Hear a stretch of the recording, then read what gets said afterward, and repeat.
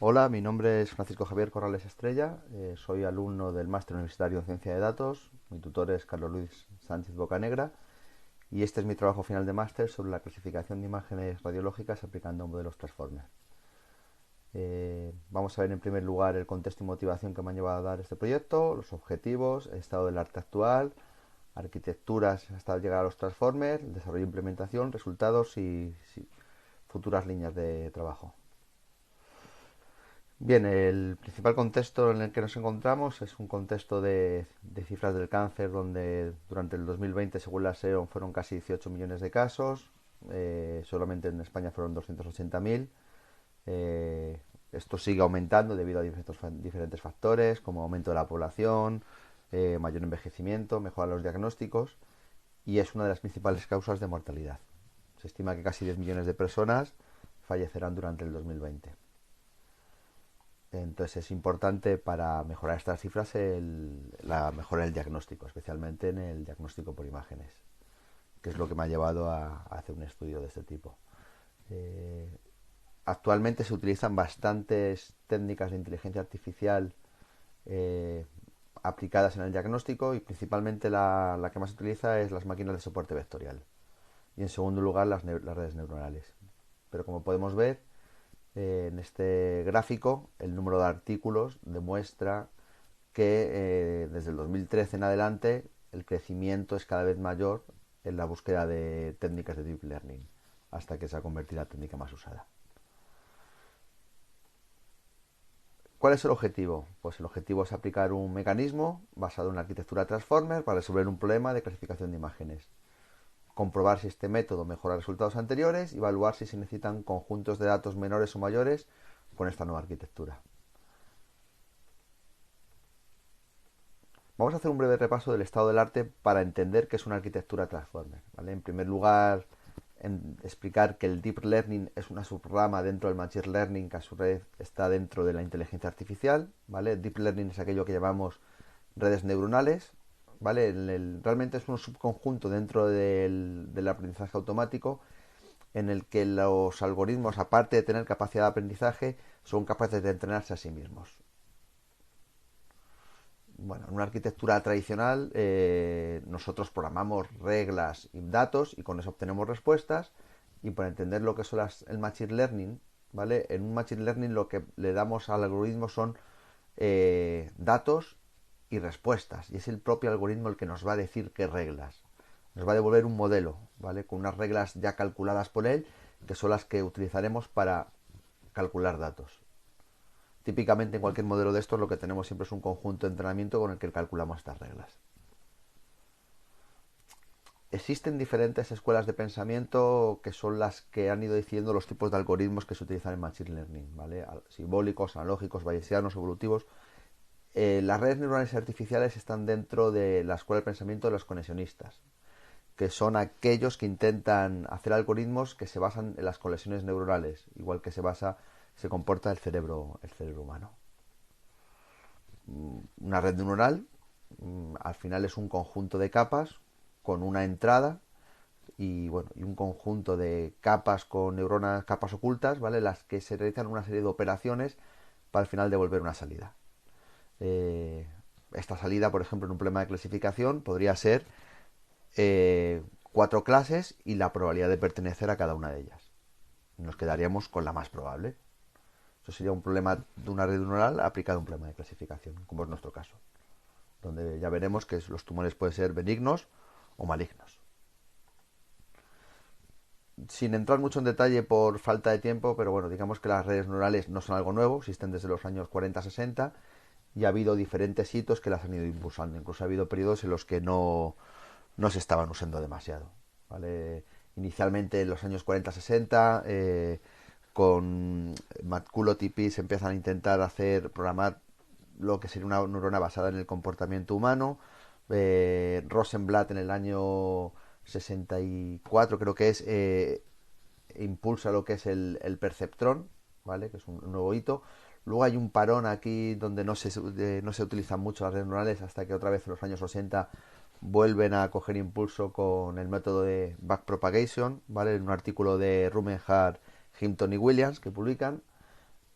Y en el año 2006 otra vez vuelve a tener bastante impulso con nuevos trabajos de Hinton, Benjo y LeCun, que vuelven a impulsar esto otra vez. Y bueno, lo que a nosotros nos importa de cara a este estudio es el paper del año 2017, All Unity Citation, en el que se aplica por primera vez una arquitectura Transformer y una imagen en palabras del año 2020, que aplica los mecanismos de Transformer a la clasificación por imágenes. Eh, Vamos a partir muy rápido de explicar lo que es una red neuronal recurrente, que es aquella en la que dado una secuencia de entrados de x sub 0 a x sub t, se van pasando uno a uno por la red recurrente, pero digamos que en cada paso se recibe un estado del paso anterior, por lo cual no puedo procesar x1 si no he procesado primero x0 y x2 si no he procesado x1 y así. ¿Qué problemas tiene esto? Tiene un problema grande, que es que como voy pasando información de una neurona a otra, cuando tengo secuencias muy grandes, puede que pierda la importancia de los primeros términos, pierda contexto de ellas. Y otro problema que tienen es que no permiten paralelizar, no son efectivas a nivel de rendimiento. ¿Vale? Al ser recurrentes tengo que ir una a una, por lo cual no puedo sacar el máximo provecho, por ejemplo, de una tarjeta GTU o GPU. El siguiente modelo del que vamos a hablar es el decoder-decoder, posterior a las redes neuronales recurrentes, donde lo que se le... digamos que hay una pieza que es el codificador compuesto por varias redes neuronales y van a devolver un contexto, ¿vale? Un vector contexto que se pasa al decoder, que es el que va a devolver la traducción de la secuencia. Al igualmente, tenemos que ir procesando uno a uno cada vector y él va a devolver al final a la parte del decodificador el último estado de ellos más un vector de contexto. El problema que tienen las redes neurales recurrentes es que cuando voy aplicando los pasos, perdona, las arquitecturas sec2sec, es que no a cada elemento de la secuencia de entrada le da el mismo peso. Y aquí es donde entran los mecanismos de atención. Si por ejemplo tengo una frase que estoy traduciendo y voy palabra a palabra traduciéndola, el contexto del resto de palabras es importante para traducir cada palabra, pero no todas las palabras tienen la misma importancia en el contexto para traducir cada una de ellas. Entonces los mecanismos de atención al final lo que hacen es que calculan un peso, una probabilidad, ¿vale? Aportan un porcentaje a cada palabra del contexto total de la secuencia para traducir cada una de ellas. Pero igualmente seguimos teniendo recurrencia. ¿Qué aporta los transformers? Bueno, el paper All Unity Attention lo que nos dice es que ya no es necesario ir palabra a palabra para traducir, que solamente con la atención es suficiente. Entonces, ¿qué hacen los transformers para quitar la recurrencia? Porque ya no es necesaria. O sea, una frase pierde el sentido si cambiamos las palabras, eso está claro. Aporta lo que es el positional encoding, que es sobre el vector, sobre la secuencia de entrada, digamos, a cada elemento de ellos le suma de alguna forma el orden que ocupa dentro de la secuencia. Esto lo hace con una función sinusoidal, ¿vale? Pero esa es la idea, que es a cada elemento le suma de alguna forma el orden. Para que yo ya sé que soy la quinta palabra, o soy la cuarta, o soy la tercera, y no me importa en el resto. Esto hace que ya no necesitamos procesar de forma recurrente. Solamente puedo procesar en paralelo. Por lo cual podemos procesar cantidades muchísimo más grandes de datos. Y eso antes no podíamos hacer. Esa es la diferencia y lo que aporta realmente los transformers. Porque los mecanismos de atención ya existían antes, ¿vale? Pero el paper lo que dice es que no solamente es necesario la atención, con eso nos vale. Bueno, algunos de los casos de éxito más famosos, por ejemplo, es ChatGPT, ¿vale? ChatGPT, que es una evolución de GPT-3, ¿vale? Esa T es de Transformer, ¿vale? Realmente está haciendo uso de Transformer o BERT, que es el algoritmo que usa Google para, para hacernos búsquedas cuando hacemos para proponernos qué páginas queremos buscar, o Dalí, ¿vale? Redes que son redes que ponemos un texto y nos generan una imagen, que también está muy de moda, Dalí, Stable Diffusion. Bueno, pues todo esto detrás lo que tiene son arquitecturas Transformer que permiten calcular esta gran cantidad de datos. Vale, pues esto es el paper de... Hasta aquí era el paper de All Unity Citation, ¿vale? Pero luego viene la arquitectura Vision Transformer, basados en un paper de 2020 que dice que podemos utilizar los transformers también para clasificar imágenes. ¿Cómo lo hace? Bueno, pues dado una imagen, calcula lo que llaman son patches, ¿vale? Que son diferentes trocitos de la imagen y las ordena en un vector. Y este vector es la entrada al encoder del transformer, ¿vale? Y al final sigue el mismo procedimiento. Pero la idea es transformar las imágenes, aplanarlas en trocitos, en patches que llama, y a partir de ahí poderlas codificar. Y esto es lo que hemos usado en nuestro trabajo. Vale, hemos trabajado en un entorno Google Colab que nos permite disponer de una tarjeta de GPU y el dataset con el que hemos trabajado es el CBIS, ¿vale? Que es un conjunto de imágenes mamográficas de cáncer radiológicas. Eh, el conjunto de datos original está en el archivo de imágenes de cáncer, está en formato DICON, pero al final hemos usado Kaggle, la API de Kaggle también nos da una distribución de este conjunto de dataset en JPEG que nos ha sido más sencillo utilizar. Eh, Tiene también varios archivos de metadatos que nos explican cada una de las imágenes en qué consiste. Los metadatos tienen muchísima más información de la que nos necesitamos nosotros, ¿vale? Porque explican si un tumor es del cáncer derecho, de la mama izquierda, de la mama derecha, si es una calcificación, si es una masa, y luego lo que nos importa a nosotros es la patología, si es maligno o benigno, ¿vale? Entonces al final nosotros solamente nos interesa la imagen y esta patología.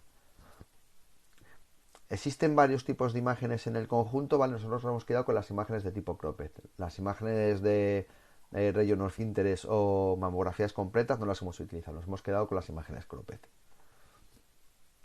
Y luego hemos aplicado Data Augmentation para tener un conjunto de datos más mayor.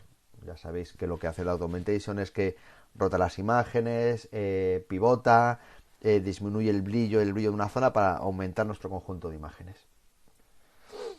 Y hemos aplicado también una arquitectura también convolucional, una CNN, para poder comparar nuestro resultado con el de la arquitectura Transformer, a ver si lo mejoramos o es parecido.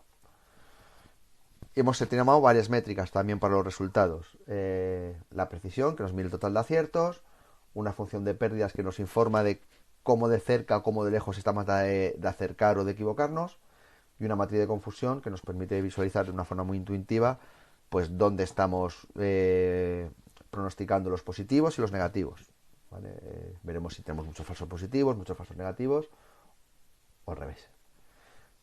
Vale, pues los resultados son que de la red convolucional hemos visto que el conjunto de entrenamiento, la red convolucional, sí aumenta a medida que pasan las épocas y sí lo va mejorando, pero sin embargo el conjunto de test se permanece constante. Entonces, el modelo efectivamente está haciendo overfitting, pero no es capaz de aprender sobre el conjunto de test cuando lo validamos, por lo cual la red no sirve, no es útil. Y los resultados con la arquitectura Transformers son bastante parecidos, ¿vale? En el sentido de que el conjunto de test tampoco aprende, aunque tenga aquí picos, al final vemos que se mantiene constantes. Lo que estamos viendo aquí son vamos a sacar algunas capturas de los diferentes experimentos que he ido haciendo con diferentes configuraciones, a ver si conseguía mejorar, pero todo ha sido muy parecido. Y encima, a diferencia de la red convolucional, en algunos casos veo que ni siquiera el conjunto de entrenamiento mejora, ¿vale? Es decir, la red no está aprendiendo. Bueno, las conclusiones son, al final esto ya se sospechaba, ¿vale? Pues por la documentación que el Transformer, lo que queríamos ver es efectivamente que se comporta así, con este conjunto de datos en concreto, que es que las redes Transformer necesitan muchísimos datos para poder extraer propiedades locales y la atención, por lo cual con nuestro conjunto de datos se queda corta y no recomendamos el uso de arquitecturas Transformer para el diagnóstico de imágenes con conjuntos de datos tan pequeños, ni siquiera aplicando Data Augmentation. Una red convolucional ajusta incluso más rápido los valores de entrenamiento y obtenemos peores resultados que, por ejemplo, con otras redes convolucionales complejas como AlexNet o GoogleNet, que tienen resultados bastante mejores. Próximos trabajos, pues aplicar fine-tuning sobre modelos bit ya preentrenados y combinar con resultados con SVM para ver qué tal se comporta. Ha sido todo. Muchas gracias.